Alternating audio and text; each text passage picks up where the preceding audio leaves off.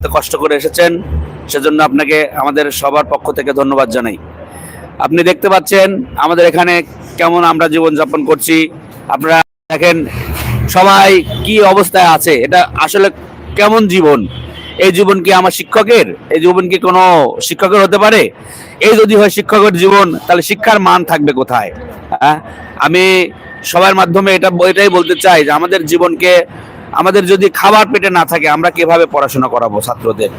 আমাদের ক্লাসে গিয়ে যদি খাবারের চিন্তা করতে হয় যে আজকে রাতে আমার কি খানা তৈরি করতে হবে, সেটা আমি কোথায় পাবো, তাহলে কি আর সেই পড়ার প্রতি মন থাকে?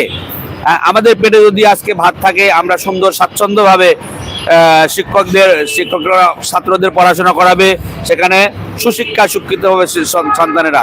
যেখানে পড়াশোনা করে ছেলেপেলেরা, ছাত্ররা আজ মন্ত্রী হবে, মিনিস্টার হবে, সচিব হবে, সেখান থেকে শিক্ষকেরাই যদি আজকে খাবার না পায়, তাদের পেটে ভাত না থাকে, তাহলে আজ কেমন শিক্ষা তারা দেবে? তাহলে ঠিক আছে, আজকে আমরা এখানে এই মধ্যরাতে সাংবাদিক ভাইয়ের সঙ্গে কথা বলতেছি কেন, এটা কিসের কারণে আমরা এখানে আসছি কেন, এই প্রশ্ন কোনো সরকারের পক্ষ থেকে আমরা 4 দিন এখানে অবস্থান করতেছি, কোনো একজন এসেও আমাদের জিজ্ঞেস করে নেই। আর এই প্রশ্নের অ্যান্সার কার কাছে আমরা করব? এখান থেকে আমরা অবশ্যই প্রতিবাদ জানাতে চাই ডক্টর ইউনূসের কাছে যে আজ শিক্ষকরা কেন রাস্তায়, শিক্ষকরা কোন দেশে রাস্তায় আন্দোলন করে আমাদেরকে দেখান, তাহলে আমরা বলবো যে না, আমাদের দেশে একই নিয়ম আছে।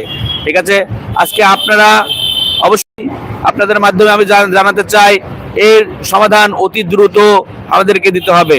আমাদেরকে যদি না দেওয়া হয়, একটা শিক্ষকও বাড়ি ফিরবে না। তারা সবাই আমারণ সিদ্ধান্ত নিয়েছে, আমাদের লাশ বাড়িতে যাবে যদি এই সিদ্ধান্ত না হয়। ঠিক আছে, অনেকেই সন্তান ওয়াইফের কাছ থেকে বিদায় নিয়ে এসেছে যে আমরা হয় এমপিও নিয়ে আসবো, আর নাহলে আমরা বাড়িতে ফিরবো না, আমাদের লাশ বাড়িতে আসবে। তো যাই হোক, আসলে অভুক্ত থাকলে টাকার সমাধান আসলে মুখের কথায় হয় না। যেমনটি করেছিলেন নন এমপিও শিক্ষকরা এর আগে আন্দোলন করেছিলেন, তারা শুধু মুখে মুখে আশ্বাস দিয়েছে যে হ্যাঁ প্রতিষ্ঠান এমপিওভুক্ত করা হবে, কিন্তু তার কোনো কাজটি করেন নেই। এই জন্যেই যেটা সঠিক কাজ সেটাই আপনাদের করতে হবে।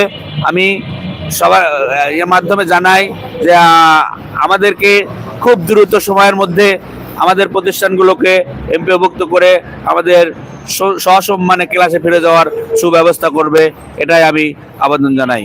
আসসালামু আলাইকুম।